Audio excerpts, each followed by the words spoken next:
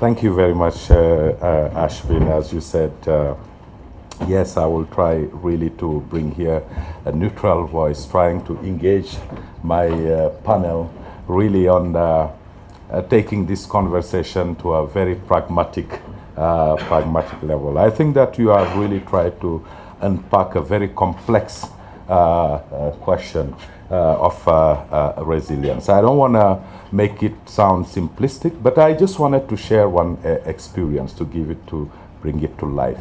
In my previous life, I worked with this organization that provided long-term development, but also offered relief work.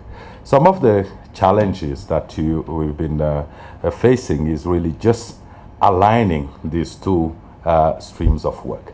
And one of the things you would see is you have your long-term programming work here, and oftentimes crises happen in a different geography.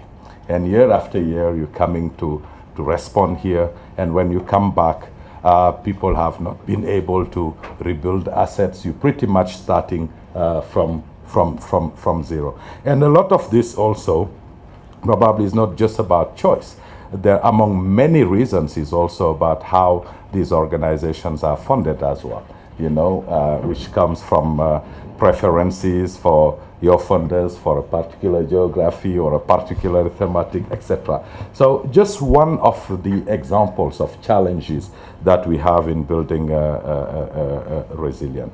So I'm going to introduce my panel, but I just wanted to frame it that way to say that as we go in this discussion to think about really this challenge in that way, how can you really bridge those to have better outcomes? So just for me to say that if you think about it and thinking about this example, then again for organizations represented in this panel, it's more really about becoming a more effective development agent, a more effective development actor. Let me turn to introduce my panel. Of course, Ashwin, that has been introduced earlier, but I want also to introduce Hans Jor, who is the corporate head of agriculture at Nestle in Switzerland.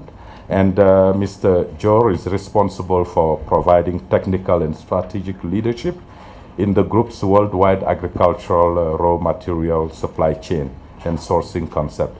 It is very interesting to know also that Mr. Jor has practical experience as a farmer as well. The other member of my panel is Mr. Sean Ferris of Catholic Relief Services. He's a senior technical advisor for agriculture and environment. He's based in Baltimore.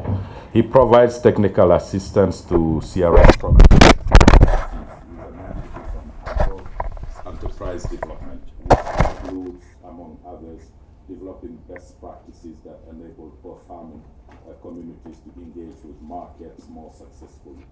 And last but not least, Mr. Connell Ford, who is Director of Strategy, Advocacy, and Learning at Concern Worldwide, responsible for organizational policy and strategy, program quality, technical support, learning, research and innovation, as well as global advocacy. So you would know that the global advocacy, the international advocacy of concern is really focused primarily on hunger, especially nutrition, community resilience, and humanitarian reform. So let me ask my first question to Mr. Joe, just to ask, if you think about the role of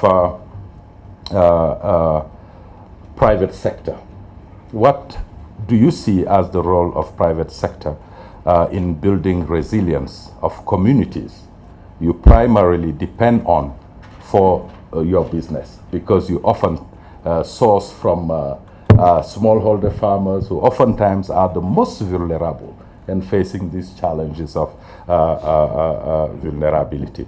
So what do you see as the role of private sector in addressing those challenges?